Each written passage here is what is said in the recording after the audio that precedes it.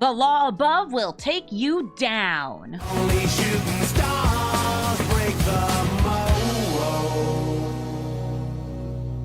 Hello, everybody, and welcome to Brawl Stars. I'm Amy the Amazonian, and today I'm playing Aurelia, the Law Above. This angel has flying, vigilance, and haste, and rewards you for attacking with lots of creatures. And it also punishes your opponent for attacking with a lot of creatures. If any player attacks with 3 or more creatures, whoever controls Aurelia gets to draw a card. And if a player attacks with 5 or more creatures, well, it deals 3 damage to each of your opponents, and you gain 3 life. This means that Aurelia is a go-wide Boros aggro deck that's looking to take down your opponent by swinging with tons of creatures. This deck, you might notice, has a lot of 1, 2, and 3 drops, and then just a few cards kind of sparingly at the top to really help close things together. Because this is a Boros deck, I'm running a lot of good Boros cards like Aurelia, and of course, Aurelia. And don't forget, Aurelia's Call, the Warleader's Call. We gotta have the Aurelia-themed cards in the Aurelia deck, and we have her second in command, Tatyova, Legion's Edge. The strategy with this deck is pretty straightforward. You play creatures, you attack with them, eventually Aurelia comes out and you're attacking in. We're playing a lot of the very good and inexpensive white removal as well, a little bit of, Boros removal too, and it's mostly white removal. I found that white removal is just so much better, especially because a lot of it exiles, that it's more functional in this deck. It's also able to hit planeswalkers. We are playing ways to get additional card draw without using Aurelia. Cards like Mary and the Welcoming Vampire. And we're playing a lot of cards that generate extra tokens when we're attacking, like Adeline and Enempakal. These are some of the best cards in this deck. Something notable, though, is if a creatures enter the battlefield and it's already attacking, it does not count for Aurelia. So that means that cards like Legion Warboss are really great because they make the token and then it attacks, versus something like Squee that attacks and then comes with the token. This is a pretty strong commander, though, but you will win a lot of games without ever playing her because she costs 5 mana. She's an extra bit of finisher. And the other Aurelias in this deck I mentioned before, we've got Aurelia and Aurelia, are also really great pieces to help close out games. These big, flying, aggressive creatures are pretty nice. And I actually think that if you were to build in another Aurelia deck, like this Aurelia, you could focus more on the angel aspect of things. I actually have Aurelia, Exemplar of Justice, as my current Aurelia Angels commander in paper. It's very fun. You can actually see that deck on Shuffle Up and Play with some slight changes made as part of a deck building challenge. My original commander for it, by the way, is Aurelia the Warleader. I love angels. I think they're a really great creature type. There's also a lot of really good things to help your opponent, or stop your opponent from playing as aggressively against you, like Thalia and Thalia in this deck. These are all really strong cards. So we're going to take Aurelia into the queue, and we're gonna bring the law down on our opponents. Garuda, Doom of Depths, mills your opponents and yourself. The cards that get milled, you have a choice of any of the even-costed creatures, which you can then bring back under your control. You get to choose one. It's really fun, and it plays really well with clones and Blink. I also have a Garuda deck. It's one of my favorite go-to decks for when I'm just chilling, vibing, and hanging. I'm going to start with Thalia here. They're probably going to want to ramp on these early turns, and a lot of their ramp is going to be non-creatures. In fact, it's all going to be non-creatures until they get to Solemn Simulacrum. Because as it turns out, Dimir doesn't have creature ramp. Well, it does, but not for other creatures. This also opens me up to a very strong next turn, assuming they don't have a counterspell, but the counterspell would have to cost 1 mana because they're in Dimir. Enempakal with Thalia means we swing in. She gets a +1/+1 counter, and we get a gnome. And now that Enempakal has been started on this gravy train of value, we're going to keep getting on that gravy train of value. Enempakal is such a strong card. This is one of the best Boros aggro cards printed ever. It's so good. The fact she doesn't need to attack is nuts. Okay, so they're using a Dark Ritual. They spent 2 mana to make 3, and here comes Shuldred, the Apocalypse. Now I wanted to use Tatyova here to mentor, swing in, go super wide. I think it's going to be a lot better if I instead ossification, and put children in jail. I'll play Cave of the Frost Dragon because it comes in tap. Swinging with all of these. We got a whole bunch of gnomes. Excellent. I do like that they had to Dark Ritual to get net 1 more mana. It's ramp, baby. Ravenous Chupacabra going to take out Enem Pakal. But that's okay, because we have other good cards here. Other good cards like Aurelia, the Law Above. Now you might notice, oh, I'm going to attack with a lot of 1/1s. Yes, but I'm attacking with 5 creatures, which means I draw a card and deal 3 damage to their face and gain 3 life. Oh, doesn't that feel good? They're now down to 2 life. That's right, they're within a shockingly low life total. And we win the game. GG, Garuda, Doom of Deaths. Gix, Yawgmoth, Crater. Typically attacks with tons of low-cost creatures. This hand is not amazing, but it does have a Lightning Bolt, and it has, well, mana in all colors. Sort of. I'm gonna count it. Just in case they have a discard spell, I'm actually going to bolt this in so I can bolt one of their things. Okay, so here comes Gingerroot. Pretty much any creature they play, we want to get rid of, because their goal is going to be to attack us in order to draw more little tiny attacking creatures. I'm going to bring out Arcane Signet into Giver of Runes. Giver of Runes lets me protect my other creatures. It can also block 1/1s, which is just fine against something like Gix that probably plays a lot of 1/1s, like Gingerroot. Okay, well, she died.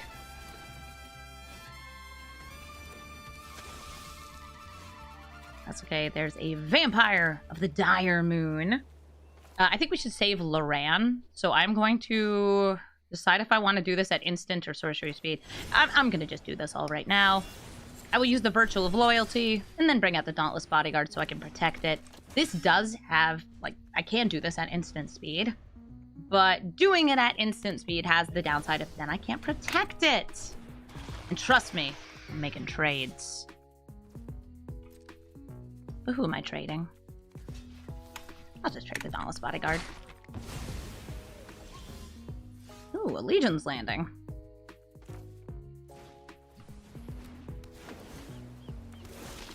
I was hoping to save Loran for something to destroy, and that's fine. We don't need to.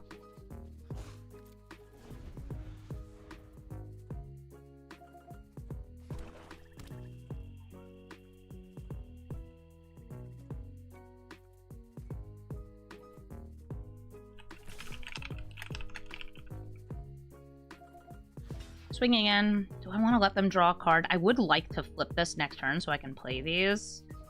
I'm gonna let Gix hit this turn.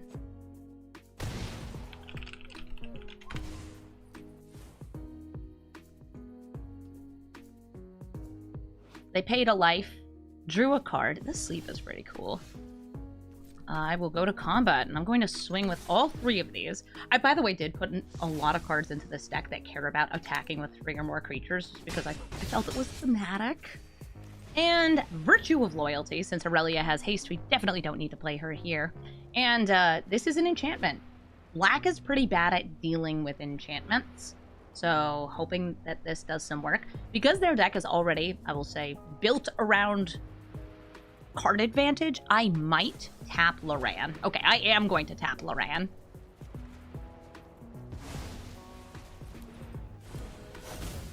I happen to draw a land, which means we actually get another creature, Esper Sentinel. This is going to tax their non-creature spells. Well, they don't have to pay the tax, but if they don't, I draw more cards. More card draw for more aggro. Ooh, and Ravens! Thank you so much for the sub. I can't do anything about the Gurmag Swiftwing. That's what it says right there, flying first strike haste. It goes in, it hits me, they draw a card. Ooh, an unblockable critter. It's not a bird, it's a bat. It's mostly a bird, though. Bring out Aurelia, the Law Above. Only one of these can block, and I really would like to get the card draw trigger off Aurelia, but I don't want to sacrifice or, like, risk the Esper Sentinel, so I'm going to attack in with this Vampire. The Vampire is, like, a free kill for them. But I'm totally fine with that.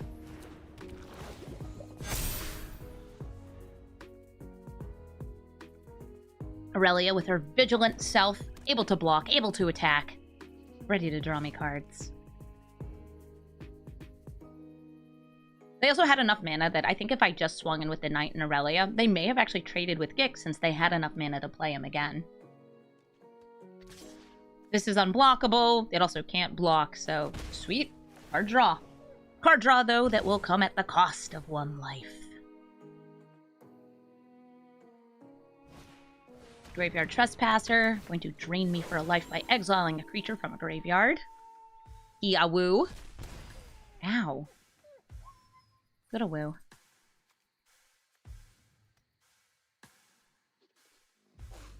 I still have 3 mana left. Oh, I should also mention, Gix does have another ability where you can pay 7 mana and discard cards in order to steal the top cards of your opponent's deck. It is not an ability that sees frequent use. However, it can be really fun if you've drawn a ton of cards off Gix and are just like, I'm gonna party so hard right now. And then you party so hard. I'm going to play this mountain. I'm going to attack in with these 3. Skrelv, you stay back.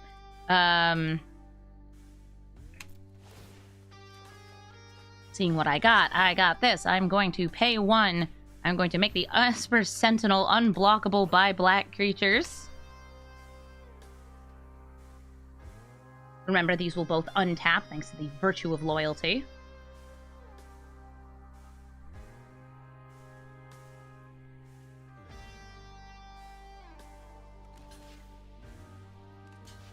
A nice double block there.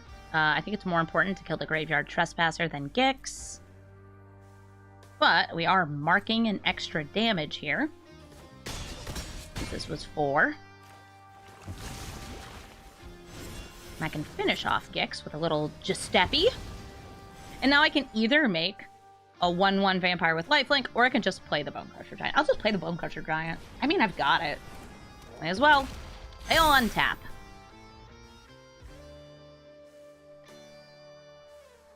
Aurelia about to bring the law down on ya. It's very convenient that they have 2 creatures that can't block. Ooh, they're unearthing the Graveyard Trespasser. Costs 3 or less, so that's legit. You can do that. They did not pay the 4. Oh my god, it's 4 off Esper Sentinel, so we did draw another card. Yeah, do you pay the 4? Probably not. Probably not.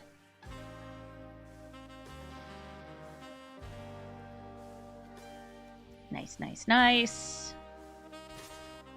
Changeling Outcast, swinging and dealing 1. And now we should just have lethal in the air. Since I drew Animpakul, I'm still playing Animpakul. In case they have removal, I think it's actually smarter for me to not use Skrelv for evasion, especially because our attack is just so good. We're leaving back Skrelv. And we wouldn't have 5 attackers anyway, so we don't get the direct 3. Oh, I forgot about the gnome, though. Alright, so without 1 blocker there... Yeah, it's all good. This is just in case they had, like, a murder as I went to attackers. Okay, cool. And we win the game. GG, Gix.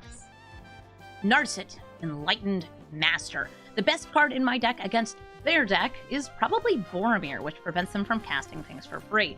But this Narset is a kind of pain in the butt to deal with because she does cast things for free just by attacking in. Oftentimes casting extra turn spells, other things that allow you to cast for free. She's all over, just kind of a menace.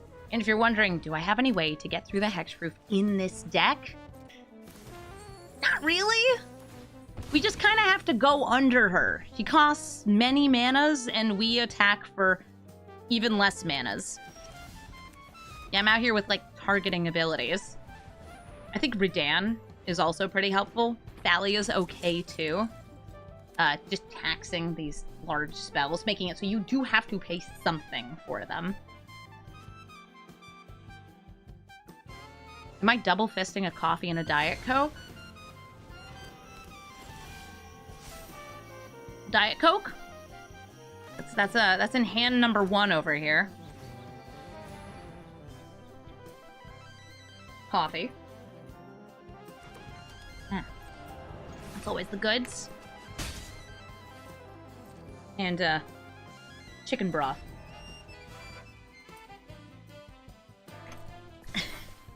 So Bounty Agent can destroy legendary artifacts, creatures, and enchantments. This is not legendary. It's asking if I want to kill my Redan here. Am I living the life? Honestly, yes.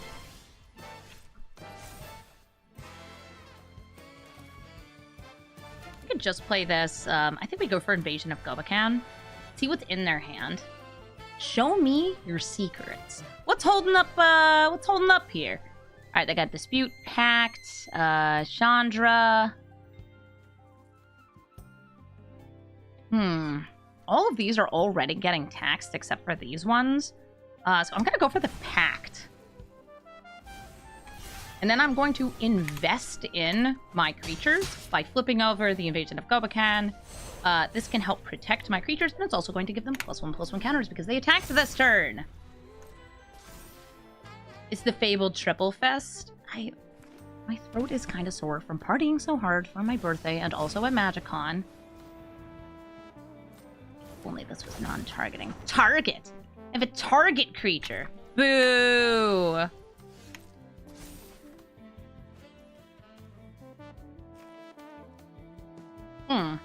You're a god. I kind of like rolling dem bones with Winota. Paladin class also ain't bad. I'm not gonna bother sacrificing. Dang, we whiffed. Oh well. Greeted a face.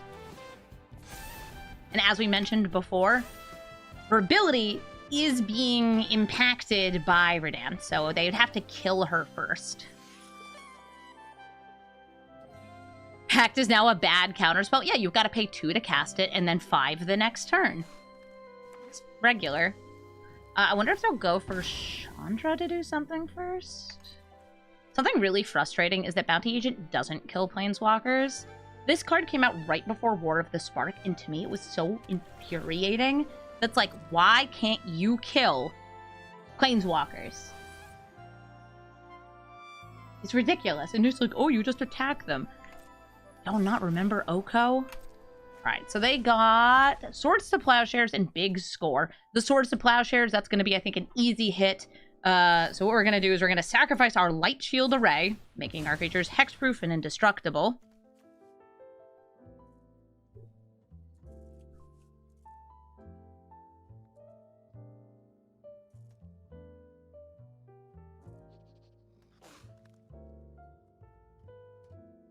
What do you have? We know about all but, like, one spell here. Alright, so to use Big Score, they have to pay 2 mana for it, though. Swords to Plowshares does not go through. We've got a whole bunch of lovely creatures here that we're just gonna go ahead and throw in front of Narset. Die, Narset!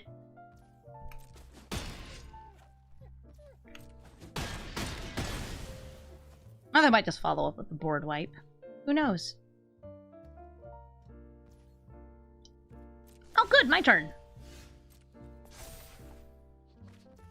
We could go for Aurelia here. I actually really like doing Paladin class instead, since we know they have a mystical dispute. It's like, I really don't want them just countering Aurelia. Alright, awesome. We level up.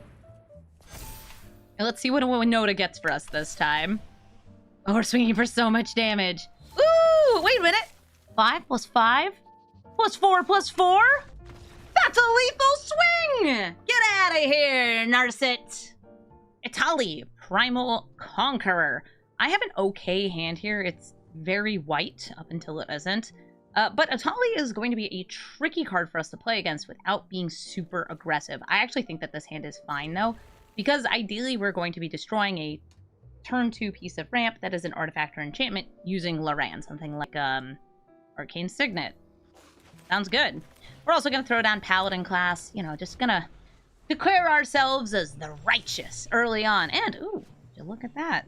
Well, now I have the choice between Flowering of the White Tree to set up or doing Crime. And y'all already know I'm going to choose Crime. I have a bunch of just good, hasty creatures in this deck. Like you, Robber of the Rich. One of my faves. Love this card so much. Ooh, they did not ramp this turn. I'm going to play Flowering of the White Tree rather than hold up the mana for a potential steal. And not playing Loran since there's nothing to destroy.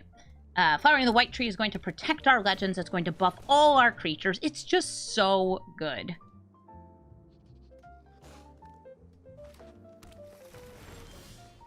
Puppy! Hello, puppy dog. All right, I don't need to play anything first. I could level up my paladin class, but because we know about the Chandra that we can steal, I think I know what I want. You want Chandra or Hulkin Raptor? Hulkin Raptor is a creature that ramps. This is a planeswalker that ramps. This is a creature that ramps. We do like creatures in this deck. I think Chandra is going to help me diversify my threats a lot more. So I'm going to use Chandra. Oh, I should have used the other plus, right, because then that would deal 2 damage to their face. I forgot.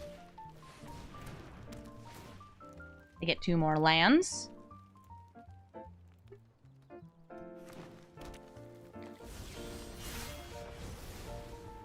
And now we have plenty of mana for Aurelia! Today's my lucky day. Here she is. A nice big lady, and I'll protect her with the Selfless Savior. We keep stealing. There's nothing I could play. If I hadn't played the dog, we could have played the Galta. Too bad I wanted the dog. Dog protect. If they play Etali, they have the chance for this to be an incredible game swing and play that just ends everything. Or they could get an Arcane Signet and an Arcane Signet. Loran's legit just in my hand, like, rubbing her hands together. She's picked up a hammer and she's like, I've been waiting for this the entire game. Girl, me too. GG, Etali. Slimefoot and Squee. Our opponent does go first, but we have some really nice, good 1-drops to start the game. Curse of Silence should delay them getting out. Slimefoot and Squee get lost, can kill it, but we don't really want to be killing it since it comes back. And Luminarch Aspirant is just a always growing threat. We love that. Slimefoot and Squee, you are under the jurisdiction of Aurelia. There it is. Slimefoot and Squee, we curse you.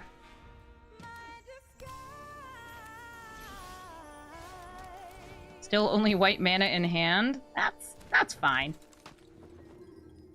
They might kill the Luminarch Aspirant before she starts growing. This is the good card. And she's dead. I cut her down where she stood. By the way, if you don't know how this deck operates, you have your Slimefoot and Squee. And then you put things in the graveyard. Slimefoot and Squee dies, you sacrifice the sapling, and you bring back Slimefoot and Squee with a friend. Oh, huh. Hey, look at that. Add a second color of mana. I might destroy their Utopia Sprawl here. I think that that's actually a perfectly fair way to delay their game plan, rather than save this as removal. Again, if you kill Slimefoot and Squee, it can be a bad thing. I also have a board wipe in hand for whenever we get a second red. If you're wondering why Burn Down the House is in this deck, well, here's a fun little bitty about it. It can make 3 hasty creatures, which can attack with our good friend Aurelia and get her more triggers. Yippee. I have 5 mana. I will use 5 mana. We'll pay some life. And attack with Aurelia, the law above! Go get him.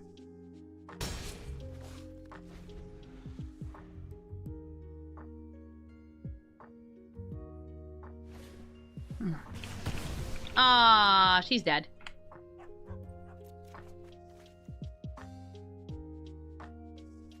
This Dreadhorde Butcher will get bigger and bigger each time it hits my face. Or a Planeswalker I control. I have, like, 2 Planeswalkers in this stack. Alright, let's get some of that red mana, I think. Ooh. So I think I might save it for a turn. Ain't what they have in Grave. Yeah, because this can come in untapped. Cool. I'm just going to play Cave of the Frost Dragon. If they play Slimefoot and Squee, because I have Burned Down the House, I'm able to take out it and the Saproling, so it can't be used for reanimation unless they have another source of Saprolings. Would I like to sacrifice the curse? No, not really. I'd like to keep it, thanks. When this dies, it'll be dealing some damage to me, though. Ooh, and a Virtue of Loyalty. Name red. Untap this. And we blast it. We're going to take some damage to face. That is fine. All's fair in exploding our opponents. So far, by the way, this version of their deck doesn't seem like it's trying to reanimate anything big, but that's just because they haven't put anything in their graveyard. It feels a lot more like they are doing... There's like a bit of a combo if you can keep sacrificing Slimefoot and Squee, bringing it back with a way to sacrifice goblins. You can get really good. Okay, here comes the Butcher. Ooh.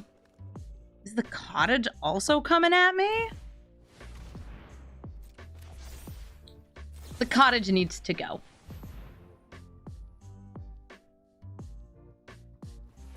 It would make a food. It would mill things. Or is it exile? No, it exiles things. This will get bigger.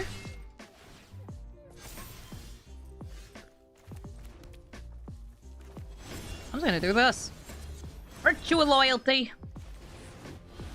And the Knight. We can trade. We could kiss. The property value just went down. House ruined. Now, they could get lucky on these maps and not hit a land to get this with more counters. That would be so cute. They hit a land. They might not hit one on the second one, which makes this a much cleaner trade and 3 damage to face. Ooh, Bloodthirsty Adversary. Able to recast Unearth, Lithomantic Barrage, Cut Down. They shuffled it away. Why'd they shuffle it away? I wonder what else they have.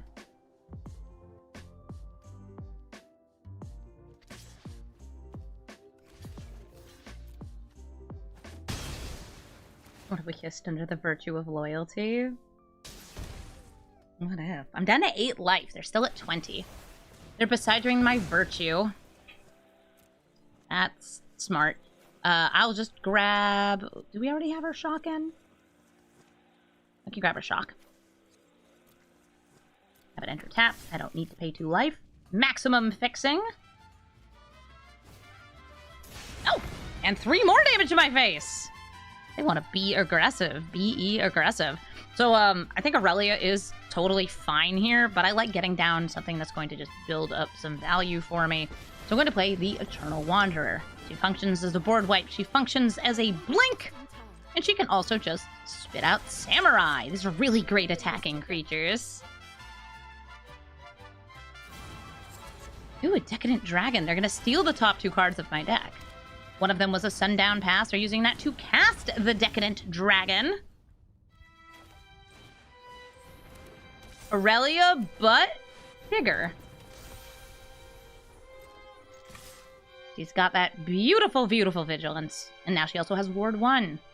Would you like to trade with my Samurai?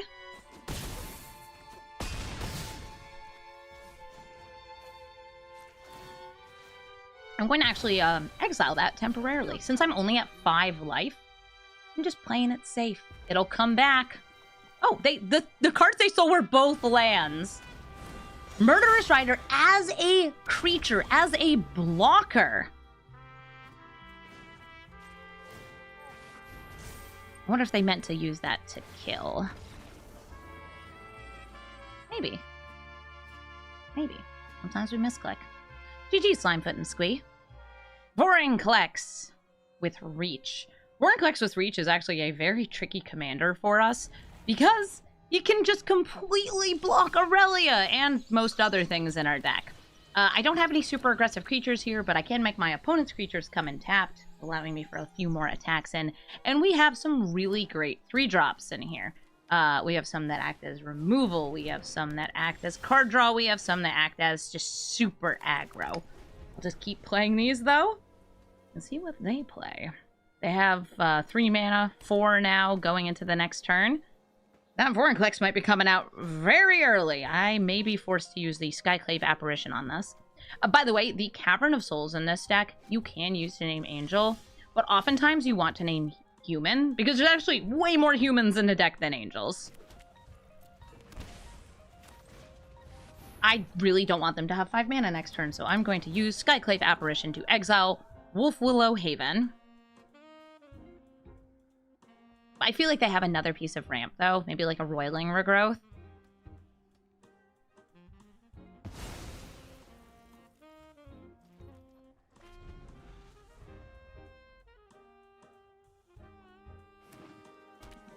Four mana. They're gonna go right from 4 to 6 because of Castle Garenbrig, as long as they're casting creatures. Ramble Familiar! Aww, he's tapped. We gain a life. Nice. Speaking of naming humans, the thing I just said that we were going to do, we're naming human because I got a Blade Historian. I like Double Strike. Attacking creatures, getting Double Strike. Really makes me happy. Now, if we get a land next turn, we're going to have a lot of damage because their creatures will be tapped. Authority of the Consuls will help with that. And Double Strike in the air, flying through, should be good.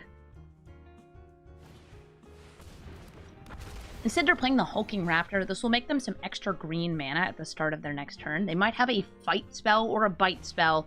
They do. They're taking out the Blade Historian, saying, no Double Strike for you. That is way too scary. It is pretty scary. And I guess they don't want to block, because they're attacking with the Bramble Familiar.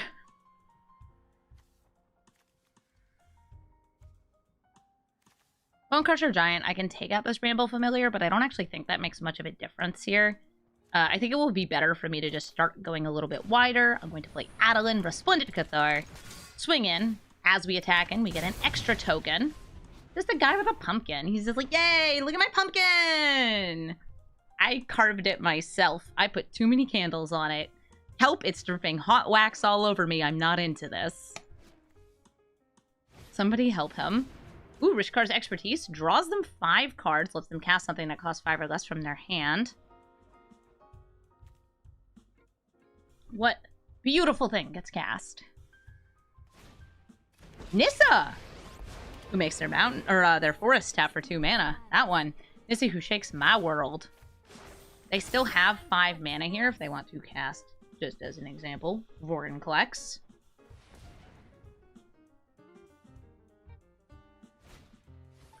Starting with a Utopia Sprawl, so this taps for 1 additional mana. They essentially spent a mana to get a mana.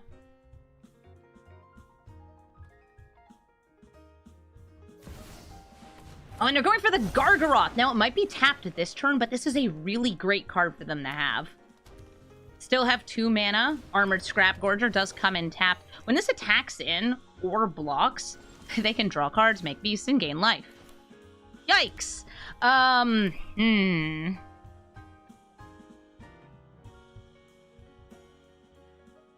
do firmly believe in the philosophy that faces the place, though. So we're going to bring out Aurelia, and we're going to attack with everything.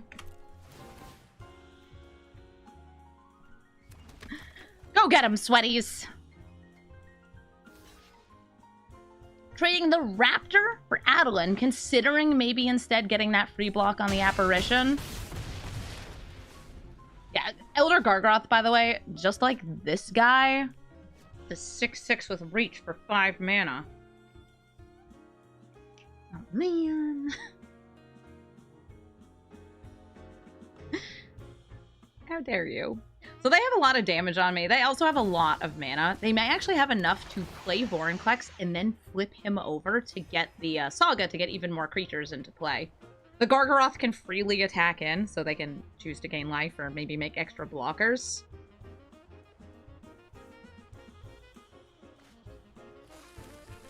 Ah, a gingerbread cabin. You like the Pumpkin Man? It's got pretty lighting. I like the Pumpkin Man because it looks like he stuffed his shirt full of leaves. It's a childish joy of autumn. And you see all those little lanterns in the background?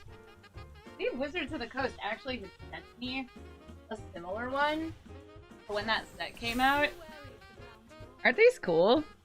This was like the promo item they made.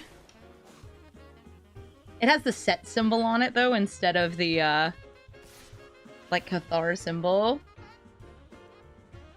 Neat. Okay, so they chose to gain life. Very fair. I'm not blocking. I just gotta put that back behind the void. There we go. Now, did I get anything great here? I have the ability to, like, as they block, they will, like, gain life and stuff, but then I can step on it. Then they'll just have Vorinclex, and I'll still have to contend with Vorinclex. Very rough.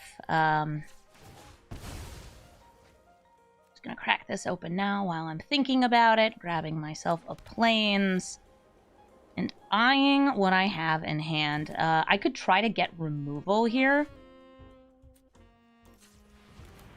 And that's what I'm going to try to do. I'm going to use Welcoming Vampire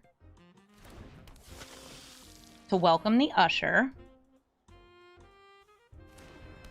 We'll draw a card. That is Redan. Does not quite get me there. If I attack with everything, they're able to eat up most of these blockers. I will still attack with Aurelia. I can go for Nissa, I can go for face. I will go for their face. Yes, Elder Gargaroth has reach. But I have enough mana. There's a good chance we'll be able to bring her out again soon. What do you do? They're gaining life, and I am stepping on it. I know ideally I should wait until the damage resolves, everything else, blah, blah, blah, blah, blah. Go for it! Oh, and for anybody who is wondering, why is Bone Crusher Giant in this deck, other than it's just a good card? Well, you see, there's this card that I keep seeing in Brawl decks, called the One Ring. Gives you protection. Makes me very upset. So this is a way to get around the protection. If you step on anything other than your opponent, because you can't target them because of their protection, you can still get damage through on the turn after they've played the One Ring. Yeah, it's a very helpful card. It's good in so many different ways. Oh, hey, Vorinclex, who will make the lands into 6/6s. I think I'm in danger. I don't think I'm winning this one, but that's okay. They are, in fact, the mid-rangier deck. They have a commander that's quite helpful against this, and we didn't do anything on turn 2, which is not great for us. Ooh, a Cavalier. So many things with reach. Stop it. It's genius. Thank you. Is Skullcrack on Arena? I don't believe so, and I don't think, is it Gut Shot is also one of the ones that stops damage prevention? I don't remember all of them. Nice cityscape leveler. It can't attack, but it's on the battlefield. You can use life loss effects, but that's a lot harder, especially because many of them are targeting. All right, that's a big freaking gingerbread cabin. Oh my goodness. Huh?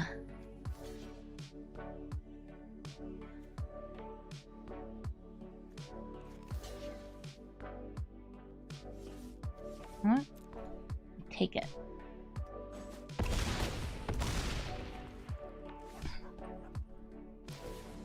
Oh, Gut Shot is the Phyrexian mana one. Sorry. Yes, you can also use Questing Beast to get through the One Ring. Boromir might buy me a turn by giving my creatures indestructible, but they have quite a bit of trample in here. I'm gonna go ahead and say that this is a lost game. GG, Vorinclex. I'm out of here. It's another Gix! Yawgmoth Praetor! Hi there, Gix. Gix out here attacking us with little tiny creatures, dealing lots of little bits of damage, and then paying life to draw cards. Sure, I'll play against another Gix. They got themselves a turn 1 Fairy Dream Thief. They surveil. They put a Malakir Rebirth into the graveyard. Neat. I'll offer them a trade. My doggy for their fairy. Cold Steel Heart, they are ramping just a little tiny bit. Fairy flies in, and I'm going to make an instant, a 2/2. Tonight. I have something that costs 3, so I'll use it. Loran of the Third Path to destroy the Cold Steel Heart. And then I will swing, and I have no way to block the Fairy Dream Thief with the cards I have in hand. Aurelia will be able to do it. Tiny evasive 1-drops. Hi, Gex. Time to draw a card at the cost of 1 life.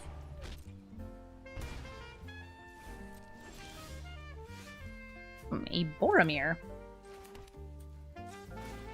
How much life am I willing to pay against a Gix deck? Plenty.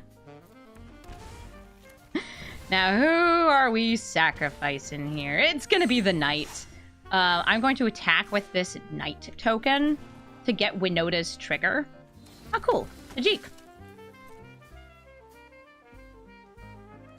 By the way, this is the nerfed version of Winota. This version of Winota only triggers once for each of our combats, so we can't, like, attack it with the dog and the Knight to get 2 different creatures. And I'm saving the doggy because the doggy will be able to protect Winota. They're already so good at drawing cards. Ooh, ninjutsu? I might use Loran to give them even more cards. Alright, Dakuchi Silencer. Are you going to discard a card to kill one of my creatures? If so, which? Okay, Winota. I will sacrifice the Pupperino to protect Winota.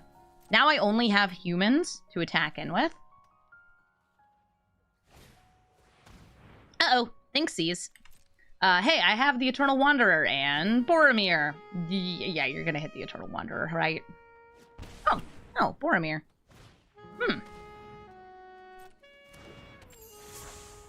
They'll Surveil again. Keep it on top. Nope, they put, Feign Death into the grave. We both get to draw. No thoughts, head empty? I've got a couple thoughts. They're not, like, particularly smart thoughts, but I'm still thinking them. I want to go for Aurelia this turn. I also could have done the Virtue. We attacking with everybody. This is a non-human. This gets mentored. Tajik, you're so helpful. Draw a card. Oh, yeah. And that's why Winota's in the deck. Because sometimes you hit a Blade Historian. Giving all our creatures double strike and closing out the game nice and easy. GG, Gix. Prosper. Tome Bound. Cast things from exile, and when they do, makes a treasure. Every turn, it's going to be exiling a card for them so they can just keep building up value. One of the hardest things for us against their deck is actually the fact that Prosper is a 1/4 with Death Touch, meaning that our many little weenies can't quite get through to attack. Not gonna stop me from trying. And look! I got Skrelv and Skrelv's Hive. Skrelv plus Skrelv's Hive means lots of itty-bitty mites to all swing in and fight. It also means that we can give things lifelink because toxic. But only if they are corrupt. Try to get rich. Okay, somebody's got some treasures. Do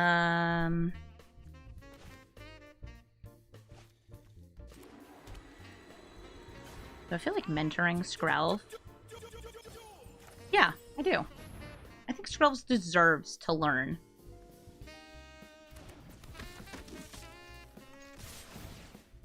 Skrelv gets a +1/+1 counter. Mentored by Tajik, Legion's Edge.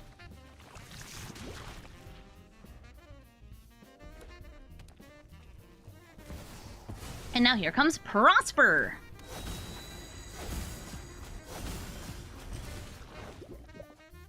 If I had gotten another red source, we could, like, give First Strike and then do this. I'm willing to trade Tajik plus a Stomp for Prosper, though. Or I could just, like, try and force things through. Either way, we should have some fun here. I'm willing to trade any of these for you, Prosper. Alright, and they're going for Skrelv. That's totally fine with me. Skrelv will deal 2. We'll deal a whole bunch more. We are now, by the way... Well, they, I should say. They are corrupt.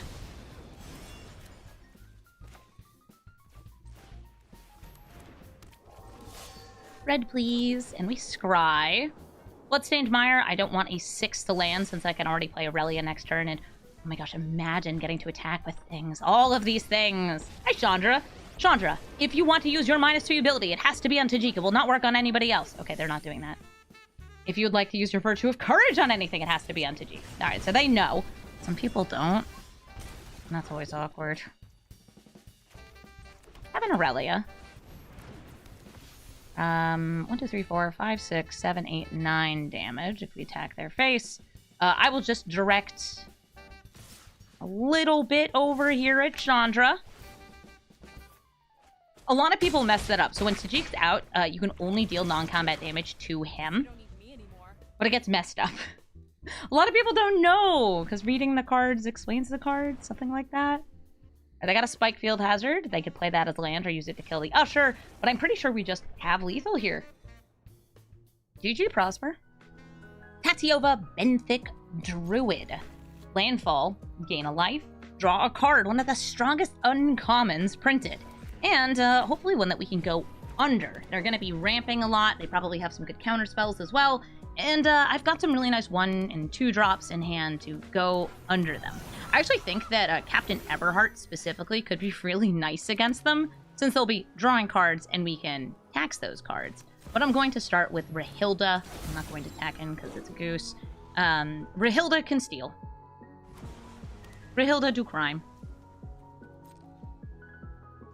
I know what I'm here for. Ah, and somebody did not cast a spell during their turn. Rahilda, attack! Let me steal. Oh no! The goose! They gotta protect the goose.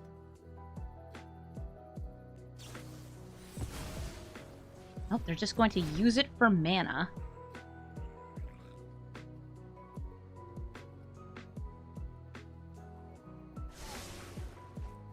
Two to the top, 0 to the bottom. This was a kicked spell. I get to put a land into play. I will play Captain Everheart. Still daytime, or nighttime. I totally know what time of day it is. 12:27. Ooh, a Harrow.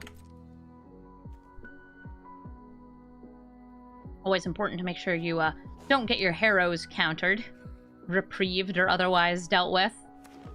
Gets them some more mana. Let's see if they'll use this. Looks like they're not. I will attack in with Rahilda and Captain Everheart, leaping back the Giver of Runes to protect. We got a Time Warp. And we got a Explore. I will use this Explore. Sweet!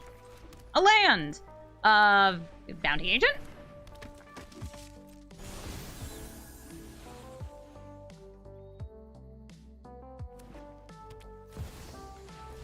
Ooh. Monkey. This monkey can gain them life. It can destroy artifacts and enchantments. And it can also... Get out of here! GG, Tatyova. Buena! Eyes of Gaia! She cares about big creatures, because when you cast them, she untaps and gets a +1/+1 counter. I guess I'm going first. I gotta decide if I want to potentially double spell on the turn 2. I'm gonna go for that. Nice. I wanted to be able to bolt a bird if they had a bird to bolt. And indeed, there is a boltable bird, by which I mean an Elvish Mystic.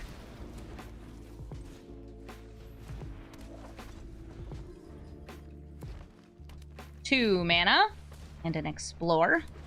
They're ramping. Yeah, so if they play any creatures with power 5 or greater, she'll untap, so you can just kind of keep casting more and more stuff. You can get very scary very fast. I don't have anything good to do here, so I'll just sit. Because I could attack in, but no reason to. Here comes Gwenna. And there goes Gwenna. I'm not going to let them get that extra 2 mana if I can avoid it. Captain Everheart. When it attacks cards they draw, discount mine. And hopefully we'll get lands, because I have a 4-drop, a 6-drop, a 6-drop, and a 5-drop available. Gwenna's back. Alright, Tajik. Tajik's good with Everheart since we can mentor. Doing even more for that double strike.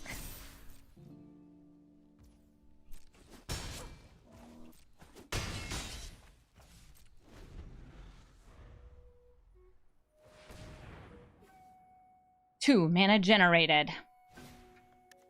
Monkey! I assume you hit the Giver of Runes, because I'll protect anything else. Oh, no. Oh, right, you can't! So the reason for this, by the way, is because they can only deal non-combat damage to Tajik. It wouldn't have worked on anyone else. Aw, they're protecting each other. That's so sweet, kind of. Give everybody double strike. And haste. I'll swing in with all three.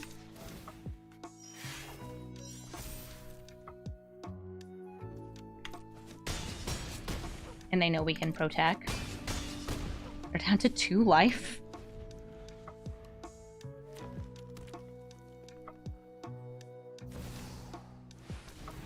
Oh! There it is. Gives +4/+4 to each of these creatures. And even though I've got some blockitude, it's not enough. We die to the hoof. That's just the way the cookie crumbles. GG, Gwenna. Etali, Primal Conqueror. It's the dino with the Crymo. Becomes the Bite Steel Colossus. If I name human, I'm able to play Luminarch Aspirant with this hand, but I can't do much else, so I'm going to mulligan. This is a little better. We have both actual colors of mana. We can start with either Skrelv or the Selfless Savior. I'm going to start with Skrelv, because he's a little guy, and I love him.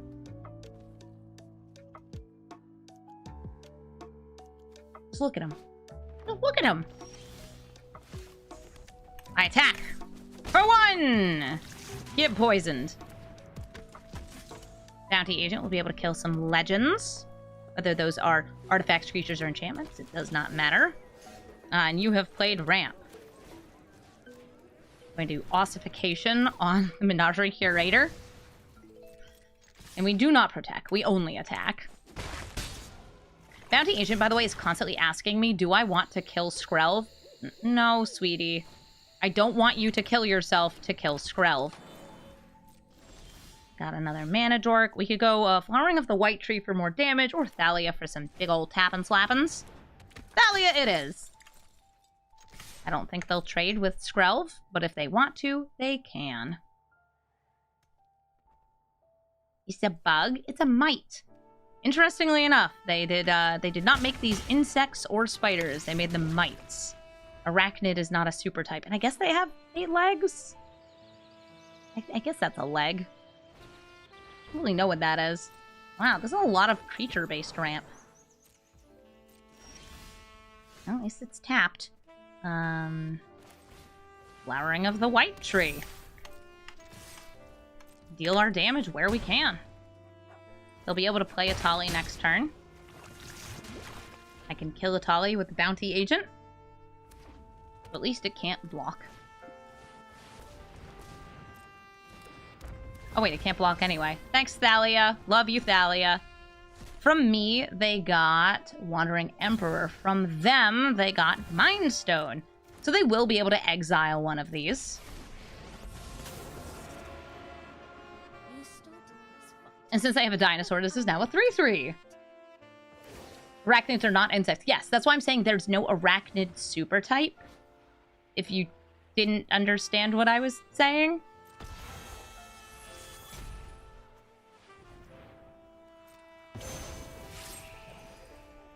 My judgment is fine. That's why I pointed out that they do have 8 legs, and I think that they are arachnids if they are like most mites, not all mites. And not all might, not that guy.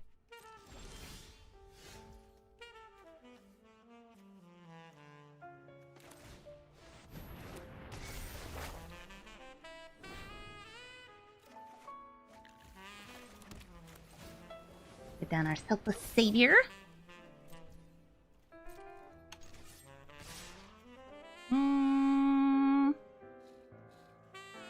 Yes.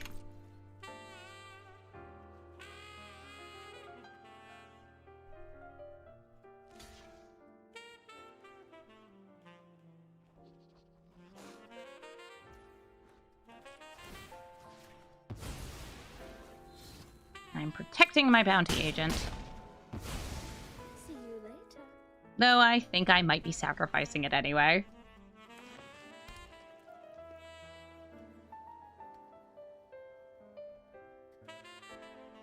Kind of depends on if I go for flipping it. If no flippy, then we dippy.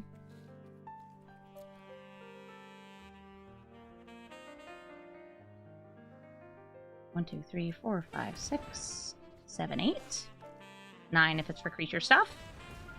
Key to the archive. Not legendary, so I can't destroy it with the bounty agent.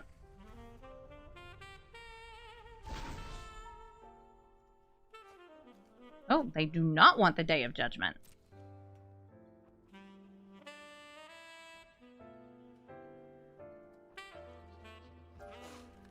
My turn!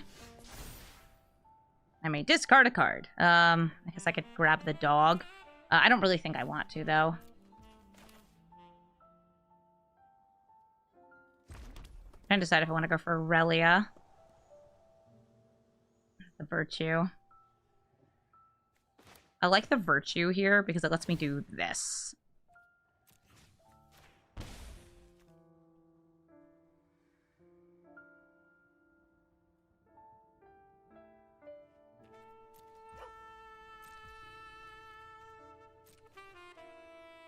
Can't be blocked by this, can be blocked by that.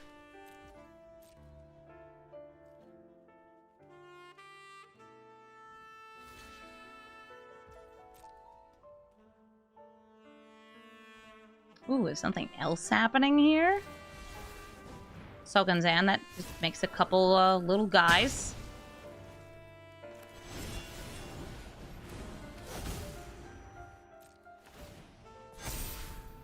We're untapping. Cityscape Leveler I cannot protect against here since I can't choose colorless. What do you get rid of? Virtue of Loyalty, Flowering of the White Tree? They got rid of the Virtue. Very fair.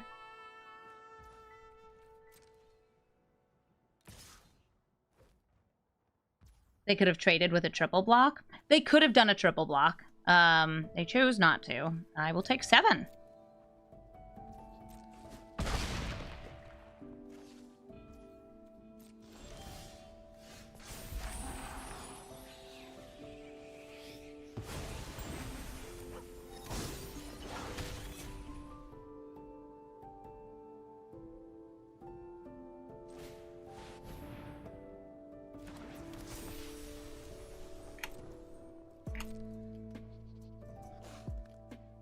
Only I could choose colorless. Doesn't matter, still going in with all y'all. I need to draw a card.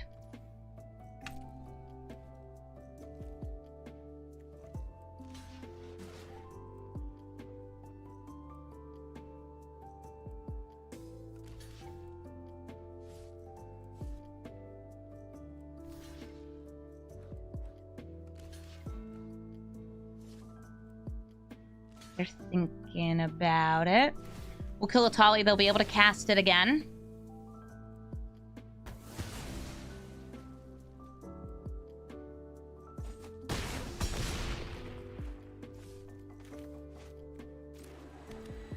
We can still curse him, though. Etali.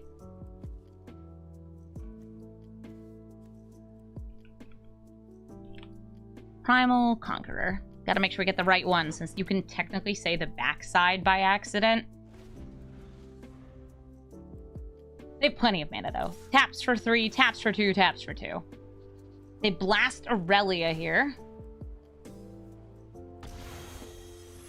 Gotta pay 1 extra.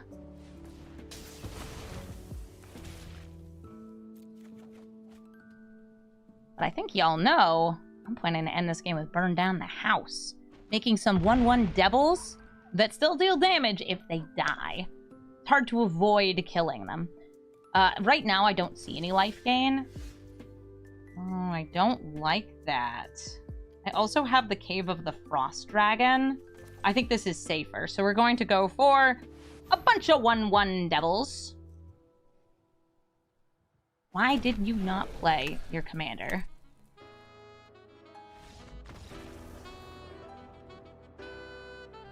The world may never know.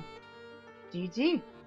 Thank you so much for watching this episode of Brawl Stars. I hope you liked my swinging in with Aurelia, the law above. I was actually very happy that in a lot of these games I was able to use Aurelia either as a finisher or as some really good value across the games. When I was testing this deck and building it, I found that I kept having games where I would win without Aurelia, so I'm really happy that I was able to win with her in some of these. This deck is really fun if you like Boros aggro. If you are looking for a more powerful Boros aggro deck, I will recommend Anim Pakal, but I will also say that, you know, Aurelia's cool and she's new, so if you're looking to play with some cool new stuff, Aurelia's your gal.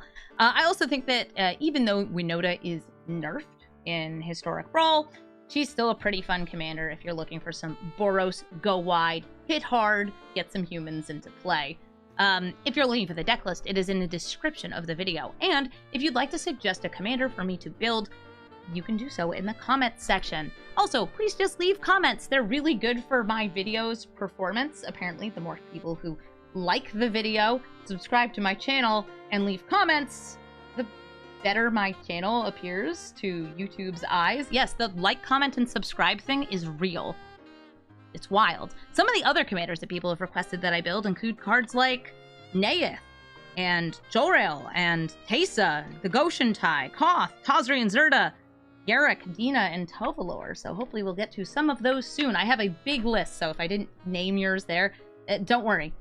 There's a lot of them. Also, I will say there's a bunch of games I recorded with this deck that did not make it into the video because our opponents would concede on, like, turn 3 because we did something like Ragavan into Luminarch Aspirant into Thalia or Redan, and they would just leave. Because guess what? Sometimes Boros aggro is really strong in the first few turns, and it makes your opponents just kind of walk away from their desk, which is totally fine. Thank you so much for watching, and have a brawlful day.